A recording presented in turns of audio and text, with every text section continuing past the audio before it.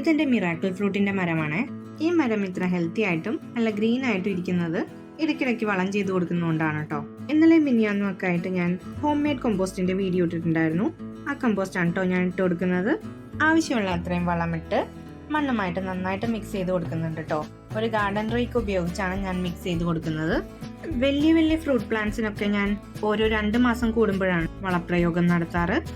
ഈ മിറാക്കിൾ ഫ്രൂട്ടിന്റെ ചെടിക്ക് 4 വർഷത്തെ പഴക്കമുണ്ട്. വർഷം മുഴുവനും ഇതിൽ ഇടയ്ക്കിടയ്ക്ക് കായ്കൾ ഉണ്ടാകുമെങ്കിലും തണുപ്പ് കാലത്താണ് കേട്ടോ കൂടുതൽ കായ്കൾ ഉണ്ടാകാറ്. അതുകൊണ്ട് തണുപ്പ് കാലം തുടങ്ങും മുമ്പ് തന്നെ ഞാൻ വളമിട്ട് കൊടുക്കാറുണ്ട്.